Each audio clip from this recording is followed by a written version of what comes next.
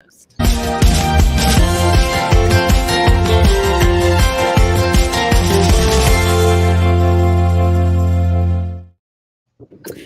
and welcome to this edition of BYOB. Bring your own book. I am author Nola Nash. This is wearing. Yeah, see, I'm so glad you did. This is Laura Kemp. Look at that. See, we brought our own books. And this You is brought your own books. we brought boys. We brought Sorry, boys. continue. You were saying Books come on, and boys. But no booze this time. Booze is over there at the bar across the wharf. That's a shame. That's after. Got the Dockporters with us today. We do have the Dockporters. The Dockporters. You obviously did not do your homework. Just kidding. Yeah. Otherwise known as Dave and Jim. Dave and Jim. And we've decided to do this at a different time than normal. I know that you guys are just getting used to our live shows, and we are appreciating you guys kind of hanging with us. So know that you can put your comments in this comment section since we are indeed live. Y'all, my hair. I'm sorry. Who knows what this is going to be like today. So go ahead and put those comments in for Dave and Jim, or for me and Laura, as we are going through this today. And we're going to talk to Dave and Jim. And we did this at a different time because, Dave, you are in the Philippines, correct? That is true, as far as I know. As far as he knows. As far as I know, I'm in the Philippines. Best guess, he's still there. Cebu City, Philippines. It's hot out, and it's only 8 a.m. It's already probably 97.6 degrees. Disgusting. Well, as you can hear, it's a little windy over here in Salem. Yeah, so it gets a little. Hopefully it's not too bad. Just so you know, these strange people behind me are strangers to me. They are tourists. I know. I actually know them. You know them? No, Do you know them? So let's stop him and tell them hello from Dave. Since he knows you. I am, and I had to look it up so that, Google's a wonderful thing. Because Laura was asking me, I knew so people would ask, where are you? Because I am not where I normally am. So I am in Salem, Massachusetts. I've been here for a couple of days, hanging out with the wonderful witches of Salem. But Salem has a great maritime history that I was actually not aware of. There's a lot of pirates here. There's a lot of there's a major port for a very long time. So I'm at the Salem Maritime National Historic Site, and behind me is the Friendship of Salem. That is a replica of a 171-foot ship called the Friendship that was built in 1797. It was an East Indiaman. So it's under some renovation here. And there is the sail loft back behind me right here, this big black building. And if you look right there, way off in the distance, that is actually a custom house.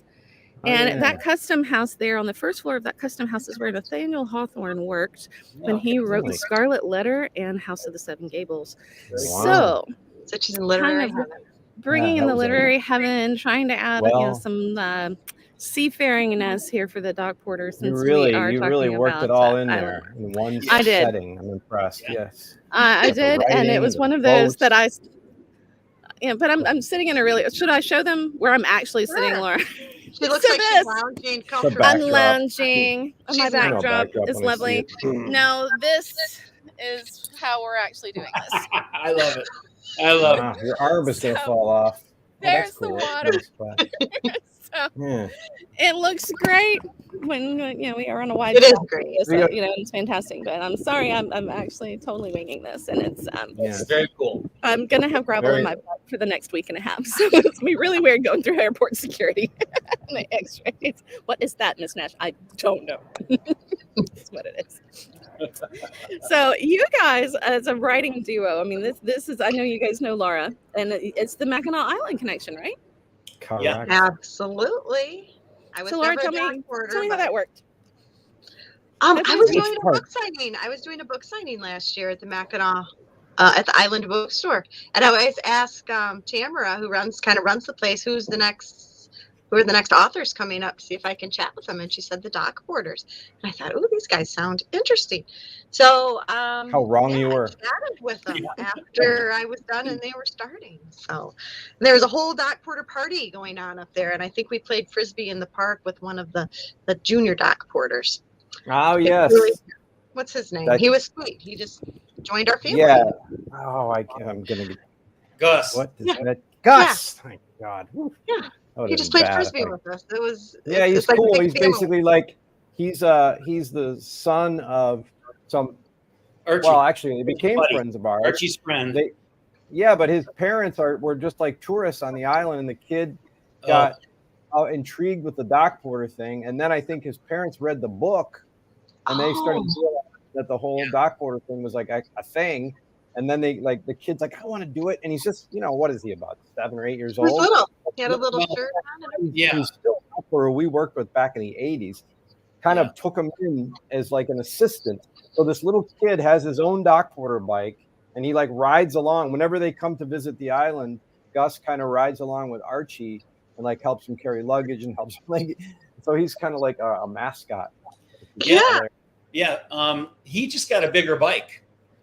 Well, he's growing. I think and that's amazing because kids grow so fast. But he got a bigger bike. I think this year. I saw a picture of it. He's gonna have to get a bigger bike. Yeah, already. Like a bigger boat. Yeah, like a bigger boat. That was a little job reference. I did wonder if Gus had any parents when he was there. I remember our family was like, "Where are your parents? Where are your parents?" That's the best thing. I think that's part of the reason they love that. Didn't seem island and the whole scene. They're just like, you go. Yeah, they just. Imagine a place where you can take a vacation with your family and then just lose your family completely, and it would be fine. Like that's the coolest thing about Mackinac. That's the thing about Mackinac. That would be a real popular place. Let them go. It'll be fine. Among parents of teenagers. He's hanging out with a bunch of Dockporters. What could possibly go wrong? Nothing. Famous last Nothing. words. Yes, exactly. Anyway, so that's where we met. This is going to take a while to say anything about anything if every single story takes this long. But that's okay. That's okay. We've got 20 minutes. We're good. 20 minutes. Tell lengthy stories. You can tell your life story. So when you guys started working together, the book started as a screenplay, right? And then you were transitioning to a novel. Yeah. Tell us how all of that kind of played out, because that's an interesting origin story, I guess. I think so. Yeah, I mean, Jim and I were buddies on the island as Dockporters back in the 80s. I always felt like it was a really interesting world for a movie, like sort of an indie, like Wes Anderson style movie. And I worked in Los Angeles for 20 years as an editor, writer, producer, mostly for television. And everybody has a couple of movie projects, it's like you have to have, a couple ready. And that was a one for me. So I had developed it as a screenplay with my brother, Scott, who's my creative partner. And we were actually pretty close to getting it done. We went to the island a few times. We raised not all the money, but some of it. And it was kind of like taking on its own sort of life. And it was like, holy crap, this is going to happen. And then, things change. It's really hard to make a movie. Not that that's like a news flash, but between, coordinating the whole thing, it's just a hassle. And, just things, timing and other things got in the way. And then I ended up moving to the Philippines. So that made it even difficult. And I don't know, it just sat, I'll try to tell this part of the story quickly, but it basically was one of those projects that just got away. But I always felt, because I love the Dockporter world and love Mackinac just about more than anything, it's in my DNA because I spent all my summers there until I was like 23. And then during COVID, I was doing what everybody was doing, which is pulling out everything you've ever written and like, dusting it, shining it, and like just thinking about it, but not doing anything. And all of a sudden I was like, wait a minute, this should be a novel. Originally, I was thinking about it as an Audible. Like Audible only, because I was listening to all these books, all these Audible books, and I thought, and then it was, but I was like, I don't want to do this by myself, and I'd already worked through a lot of it, but it was, the story structure was all there because it was, I feel a pretty solid screenplay, and it had been developed for quite a while, and right about that time, I mean, randomly, no joke, randomly, I mean, I'm in the Philippines. I haven't talked to a lot of people in a while, and Jim reconnects with me on Facebook and says, what are you up to? Jim, pick it up from here. I'm just dominating this conversation, but you like step in now. And your I'll voice correct everything you say. I know it. I can't stop. No, yeah, it was really fluky. It was just after the whole COVID thing started. It was during COVID. During COVID, just a weird, like a science fiction-esque time. So I had this short story idea at home. I was just kind of goofing with it, and I thought I'm going to give Dave a call because I'm going to write this piece, and I want to talk to him about, just borrowing a couple of things from the screenplay. Yeah, because the screenplay had been out amongst the Dockporter people, because I always just gave it out to people because I wanted feedback and stuff. So, Sorry. Yeah. Okay. I have some of those. That's the hounds. No, The book is hounds. So you had read it, right, Jim? You had read the script at that point, obviously. Well, yeah, you and I, yeah, years ago, you and I spent tons of time on it with you. Yeah. And I loved it. But I was going to write the short story, and I figured I'd contact Dave. It's kind of weird because I woke up in the morning thinking I'm going to contact him. So I did, Facebook Messenger, and we started talking, and I didn't even mention it to him. I didn't even, share with Dave what my thoughts were about this particular short story. And he said, we've got time. I'm home. You're obviously home. Do you want to collaborate on? And I said, hell yeah, I'll collaborate on anything. And he said, let's novelize the rest of the script, because he had already begun novelizing it. And so I jumped at the opportunity because I needed to keep writing. And it turned out to be really cool. We worked it out well. Yeah, even with the time difference, we made it happen. I think because we both know how to relent and how to, forgive and how to work. That was a question. How do you collaborate? Because I'm reading the book and I don't see any difference. Like, I can't tell where one of you starts and the other one stops. Like, ever. It's like, you're talking about in the book itself, or right now in this conversation? Oh yeah, both. I guess. Right? You're like one. But yeah, how is your collaborative process? Let me say this real. Yeah, let me say. I'll start this, Dave. Yeah. We all know about pansters and planners, right? Yeah. And I always considered myself kind of a panster, but then I met this really cool screenwriter director who lived in Cebu, and he changed my viewpoint. He really had an influence on me, and the way we work now. And I just said this to him. I mentioned this to him, I think the other night or the other day. It's kind of changed my way of thinking and writing. I was kind of entrenched in, the certain method, certain style, certain belief system. But Dave, my eyes have opened up. We're planners. It's the really cool collaboration, man. We plan it and make it happen, and it's freaking cool. I love it. I mean, I can say from my background, having all of my career, I was am still a video director, producer, like collaborative person who worked in Hollywood for most of it. And it's just the way it's done. The process of putting anything out that has to be televised or whatever is much more, you're used to dealing with a fairly decent sized group of people. So you just have to have things organized. You can't keep it all in your head and just be, like, oh, don't worry. This doesn't work that way. So I'm so literally trained to be organized. And I'm not saying that I don't want to sound like I'm like the uncreative one, but I just have a way of working that I was also an editor and am an editor too. And, when you're editing, you really have to be organized. So I just think I thought it would be interesting, and maybe thought it would be, oh, cool. Hey, dog. Or just wanted to do something. They're everywhere. I've got one couple around. Friends. Really? Friends on the dock. Sorry. No. That's like, you're telling a boring story when they pan away to a dog. It's like, all right, wrap it up. Anyway, the idea the dog just pooped, so it was like all of a sudden the dog became the yes, that is a focus there for a minute. So did I. I mean, exactly. Me too.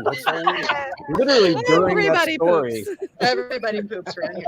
Okay. That's the best thing about this camera angle. I'm actually wearing an adult diaper as we speak. That was a big smell. Yes. Anyway, the idea of using the production techniques to write a book was kind of a fun, interesting thing. And I think I just forced him into that because it was the way I wanted to work. And it was already planned that way. And I just thought, let's just do it that way. And I think that has worked out. And I think it also was imperative with two people that you really needed to have it organized in a way. And I just treated the whole thing the same way I would treat a TV show, which was much more, it's still wildly creative, I would hope, but also somewhat deadline driven. And so years ago, he suggested, this is years ago, Joseph Campbell's Hero's Journey. This is years ago. And then I think more recently, we were looking at Save the Cat, or at least I was. I think we both were at certain intervals. Save the Cat writes a novel. The bottom line is we did explore the power of creating beat sheets. This is his forte. So he used the word forced. I tell you what, I was kind of handcuffed, but willingly. It kind of he used the word forced, but that was true. Yeah. But I really got to tell you, if we ever did speak to more people, and we did that library thing last year, I would definitely recommend what we're doing in terms of putting together a good story. I think it's the greatest way, and I'm not sold. It's part of my thing now. It's part of who I am as a writer. You mean the sort of organizing aspect? I love the way we do it. Yes, yes. I think writing impromptu. I think from by the seat of your pants, just writing, beginning to write is fantastic. We should all do that because those ideas come. They do. But I do also believe that the way we do things is really it's exciting.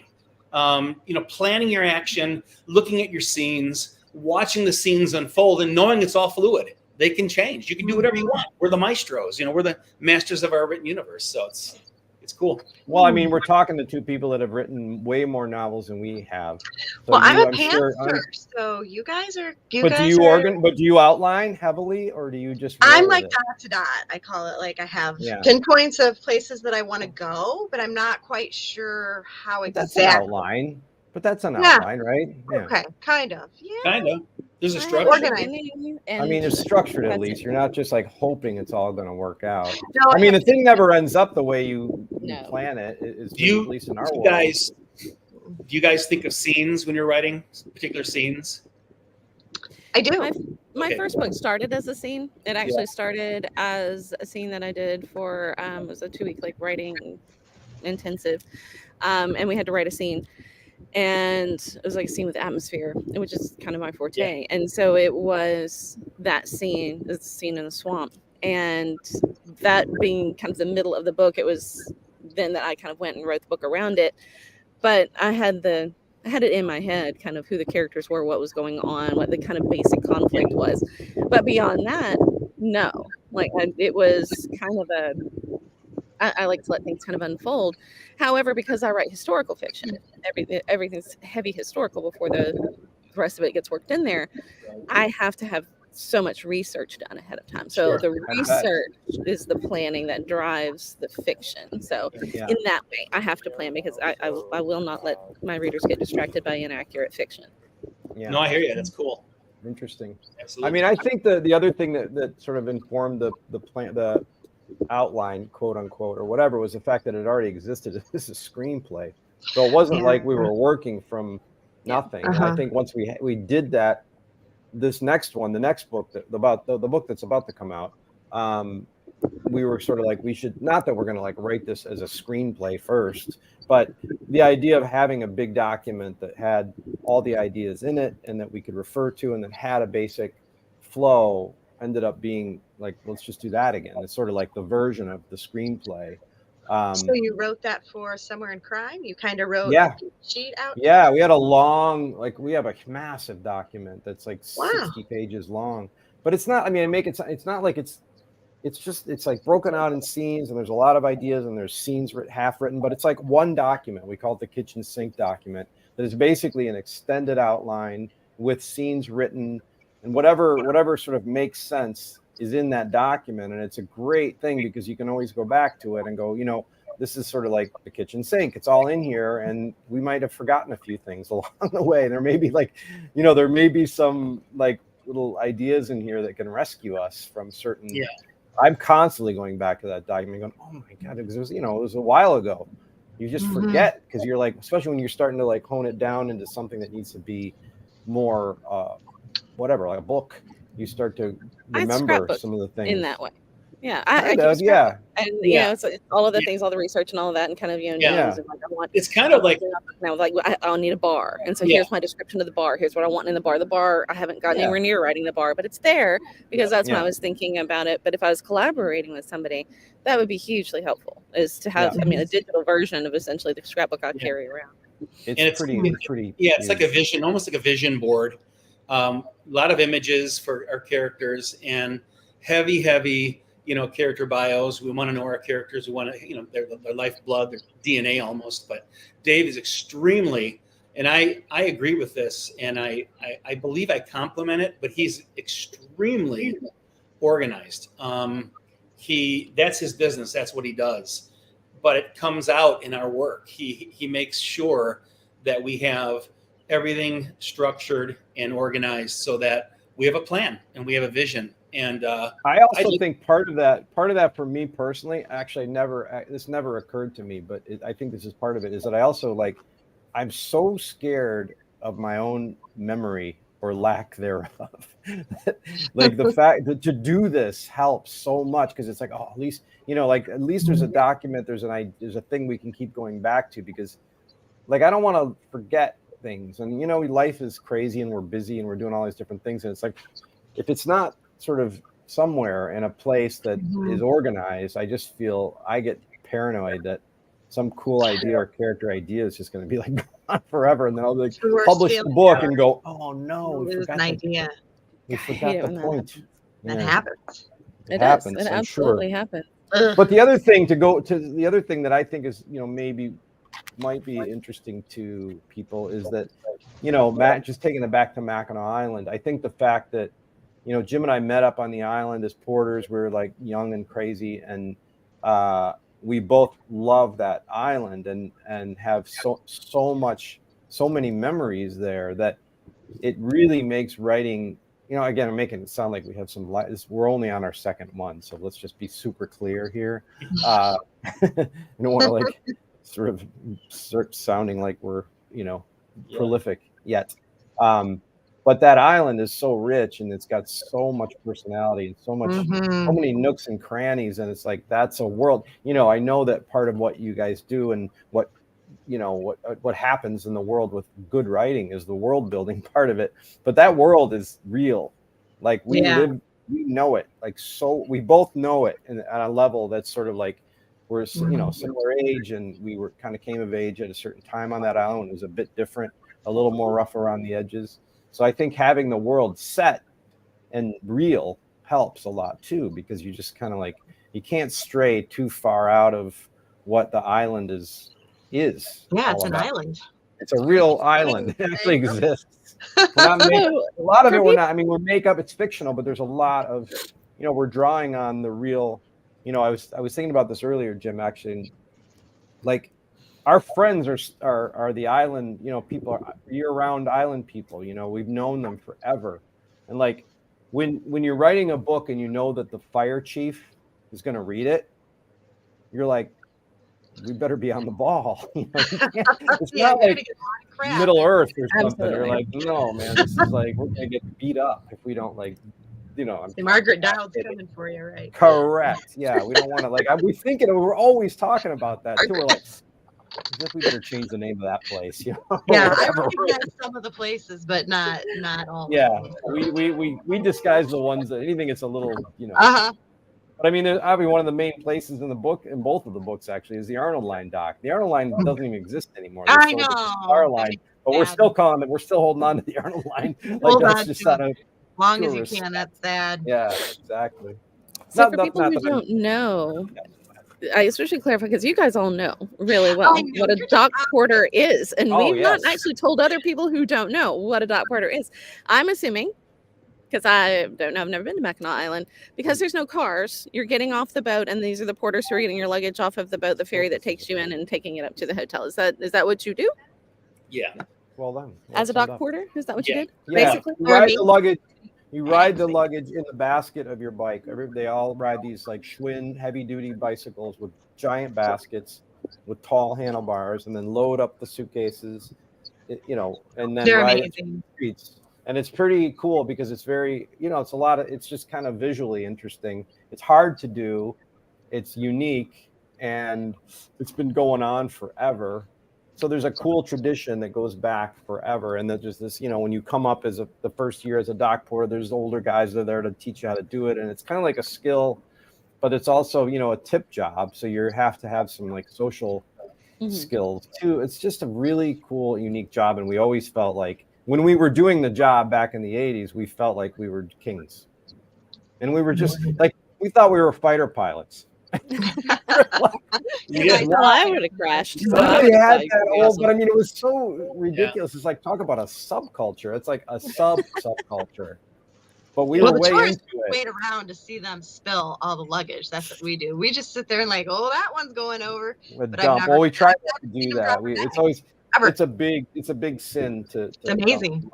Yeah, it's cool. So I'll send you pictures, Nola, this summer. If I get a particularly good, a good stack of luggage. I'll send a picture to you. If you go to the Dockporter, or a Mackinac novel. I don't even know the name of our own Facebook group. That's probably not too good, but it's a pretty cool group and it has tons of pictures. And there's also a Mackinac Island Dockporter Association page on Facebook too that has. So the picture, you can get an idea just by flipping through the pictures of what it's all about. But it's a really cool tradition, and it's a sort of a nice blend of athleticism and social skills, and it's just a cool world that's how we met. That's how Jim and I know each other, and all of our friends. I mean, I should say all of them, but we both have like our network of friends that still exists, or from those summers that we worked on the island still exist. It's a strong bond. So it's very neat. Yeah, I think that's another great thing about, Facebook. Social media can be a really groovy thing. And in that regard, having, your friendships, your connections, the way they are is fantastic. And that's Jim, describe what a load, like just describe the bike, the luggage, and the task, but do it quickly. Well, you have a heavy make it funny. Heavy duty bike, a large utility basket. Director. Yeah, and in order to build a load, you've got to form your bags in a V. That's going to start facing forward. And one bag goes across the handlebars, and the other one goes in the you see that, the V. Yeah. So here's the basket. And this hand. You need another book. Yeah, that's going to go that way. And another hand. You're going to have a V. And that's then imagine, if you will, you put the thing in here. All your other bags. Yeah. So using that as your starting point, you're going to throw in a bungee. And back then they got to load the bags up. Smaller bags. So you bungee smaller bags, and then you get larger bags and V them on top. Bungee more, again layer it, then V a couple more, and keep layering. Those days were filled with smaller bags. Train cases were very familiar. They don't exist anymore. Now you have a lot of duffels, a lot of soft shell pieces that don't make any load. I don't think they make loads any less rigorous or dangerous, but I think they're different than the loads we were used to, Dave. We had the other thing that's interesting. The biggest change. Wow, we're really about to sound old, but whatever. I remember because when all of a sudden I think it was during the 80s, early 90s, all of a sudden rolling bags became a thing. And that was like horrible for us. Like, what? Like suitcases with wheels was not good for business. And we were just like, oh shit. And then I remember saying to people, I don't know if you ever did this, Jim, but I used to tell people that rolling bags scared the horses. So that's funny. That's not because they do make a sound, Yeah. Like, I mean, believe that's true. Yeah, I mean, it could. I mean, they don't get scared by the cannon that goes off at the fort. Yeah, exactly. So they hire a dock porter. I mean, I'm not saying that that everything bad will happen. You should probably hire a porter. And then we would be like, oh, fine, here, and then it was like $1 a bag, and it's worth it. Plus, you get to like take a picture and and whatever. It was cool. When we would dump, I used to tell people when we dump, it's a lot different than when a horse dumps. So that always worked. Nice. I actually never heard that line. That's pretty good. We should So you got you dumping, horses dumping, the dog that dumped. This is a dumpy poopy show. This is a poopy show. Wait till you read Somewhere in Crime. We were just talking about that yesterday. Yeah, you There's guys a lot of because in the next book it's the Dockporter only 10 years earlier, and he's 11 and his buddies are all 11 as well ish, and so at that age you're like it's a lot of there's a lot of fart jokes, man. I mean, I'm not going to say that that's what the book is about. There's many other things happening in the story as well, but that's part of it, But also fart jokes. A couple. It would be unrealistic not to have fart jokes if you had a character in there that was almost 12. Hey, look at that. That's the book. That's the proof. Hold that up. How cool is that? So we just got the proof like 3 or 4 days ago. That is so cool. No, this is set on Mackinac Island during the filming of Somewhere in Time. Yes, correct? we should probably talk about it a little bit. Oh, yeah, tell us what this is about. Sort of important. Nice. Just keep holding it up there, Jim. It's beautiful. The story is basically the same main character as the Dockporter, only it's 10 years earlier because the Dockporter takes place mostly in 1989, and the Somewhere in Crime takes place in 1979, which is the summer that they filmed Somewhere in Time, thus the title. Yeah. And get it? Somewhere in Time, Somewhere in Crime, Time. They're like they rhyme. That third one. You are all about it. Correct. Well, we thought about a horror version of it, calling it Somewhere in Slime, but we decided Somewhere in Slime. There is some slime in there, actually. So basically, it's the story of our hero Jack. He's the paper boy, though. In '79, he's the paper boy, which would be the job that you would have if you were, soon to be someday to be a. See the paper, the satchel, and he's got the little bowler hat on the back of his bike. Yeah. That's a little Somewhere in Time reference. Somewhere in Time. So anyway, he's a paper boy. It's the summer of Somewhere in Time. The movie people are showing up. It's Christopher Reeve, Jane Seymour, Christopher Plummer. The whole Hollywood thing is on the island. And the basic storyline is his parents are having some marital problems. And he feels, as a delusional kid would, because he's always heard this gossip or this like chatter that they always had this trip to Egypt that they talked about taking, but they never did it. And it just comes up in one of the arguments that he overhears. And he's like, if I could afford to buy them a trip to Egypt, a cruise to Egypt, somehow everything would be fine. At that same time, he hears about an unsolved murder on the island from 20 years earlier. And so he decides, like an 11-year-old fool would, that if he could just solve this crime, he could get the reward money and buy this trip for his parents. Meanwhile, his mom is working as a seamstress on the movie. So he's constantly interacting with the movie. She's always on the set. So he's always going to the set for various different reasons. And every time he interacts with the Hollywood scene, he ends up affecting a scene in the movie. Yeah. So that sounds really cool. So we kind of retrofitted scenes from the movie and saying that's actually why it turned out that way, is because Jack stumbled through that scene. So you have these like 3 parallel storylines. Exactly. Like he's affecting the story. Like, for instance, this doesn't give much away, but like there's a scene when the Hollywood people are first showing up on the dock, and I was there in '79, so it's somewhat, it's obviously fictionalized, but there's some accuracy to it. But so the Hollywood people are getting off the ferry boat, and the whole island is there waiting for, movie stars. And he's kind of overhearing, he's just listening in on the whole thing. And 2 like middle-aged writer types get off and they're arguing about a scene in the movie between each other about what the line should be. And he's just half listening. And they're like, no, it's too wordy. It's got to be shorter. And they're trying to like figure out the way it should be written and what the line should be. And he's like, and they're kind of, nerding out on this thing. And meanwhile, he sees this girl who's this cute girl who's part of the scene who he'd met earlier. And she kind of remembers him and she goes, hey, is it you? Is it you? They had met earlier. Is it you? And he's like, what? He's like, what? He's like, you're the paper boy, right?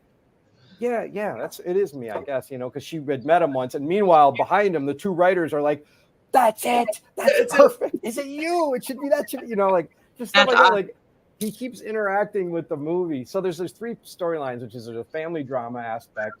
There's a cold case story, which is kind of like Boy Detective. and then you have this, you know, making of Somewhere in Time happening. So there's a lot, you know, there's a lot going on, but it all kind of weaves together in a nice little coming family drama, a little smidgen of horror, right? Yep. The family drama is what I think. It's wonderful, and that taste, that glimmer of just the taste of the supernatural, just enough to. Yeah, I mean, you got to have a little bit in that. And that island's full of magical spirits, so we had to like tap into that kind of stuff.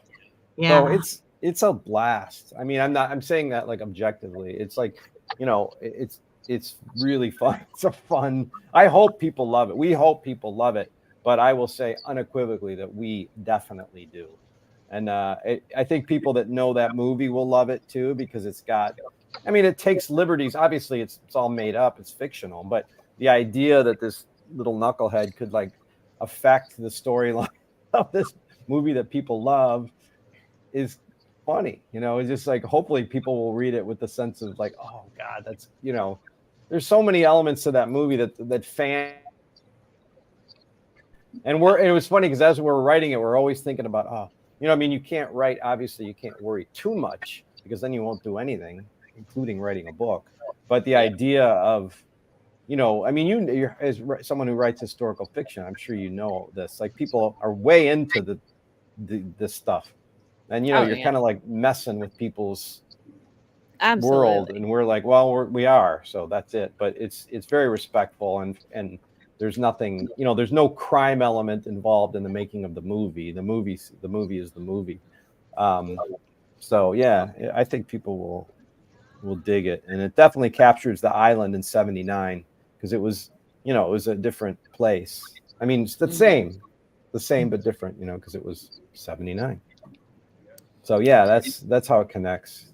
I love this, and I mean, people are going to want to hear more about this. And I think once you guys launch and you kind of have the book is out there, I would love to have you guys back on the show and talk reactions. Because I think that's going to be kind of the key thing with this is once that book is out and you have this book that is.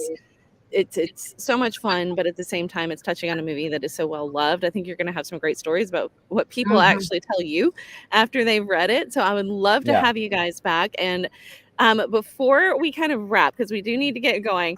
One thing I know, we could talk to you guys for hours. But no one's in the dark. She's going to be in the dark. And I know the sun is setting on Salem. That's your issue. Darker are coming.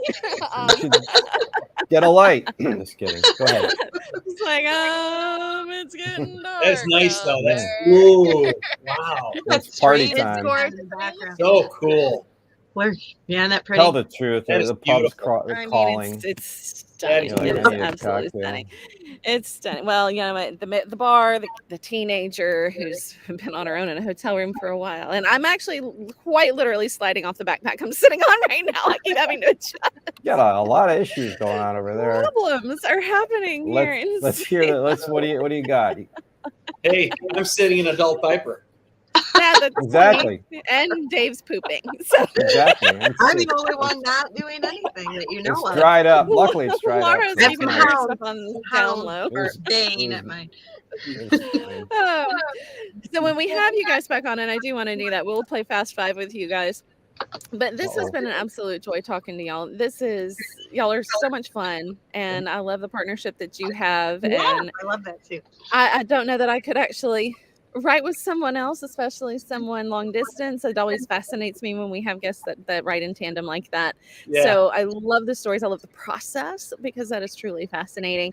And so I hope that folks will check out the Dockporter and Somewhere in Crime when it releases. And it releases August 1st. Is that correct? August 1st, like 6 days away. We're like, yes. I'm going to take some pictures on the island. I'm going to try to get some pictures. They ordered a huge order of them, so hopefully, good. You know, it's all like coming.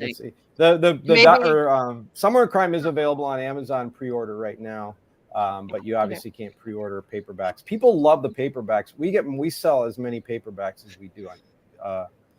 But buy your book at the Island Bookstore. Obviously, they're so awesome. That's what we really maybe we'll be on the island. Great people, really. Yeah, awesome. the Island Bookstore, absolutely. Yes, big supporters. Absolutely. always buy Cool. local if you can. Support those local bookstores that support your local definitely. authors. That's a huge thing. Well, Right. guys, thank you so much for being on the show today. It's been truly a joy. I've enjoyed Laura. getting to meet you guys and hang out with you. And I know Laura has always told me what fun you guys are. Yeah, So thanks for she saying did that. not You have no oversell idea. you. You were so much fun. And thank you so much God for bless you. putting up with our nonsense and No, it's shenanigans and fantastic, man. pooping Very dogs cool. and whatever Yeah. else. That was There's my two favorite kinds of part. dumps. Remember, 2 kinds of dumps. That's That's right. right. We can dump luggage. We can dump Yeah, other we can things. dump luggage or we can Long dump. Island. Yeah. That's Exactly. right. Thanks, Nola. Thanks, Laura. Thank All you right, guys thanks for so having much. us. It's been an absolute Hope to see you blast. guys. Peace. Hope to And see you guys. Bye. fabulous. What This has been a happens? copywritten podcast of Authors on the Air Global Radio Yeah, Network, exactly. and we will see you next time.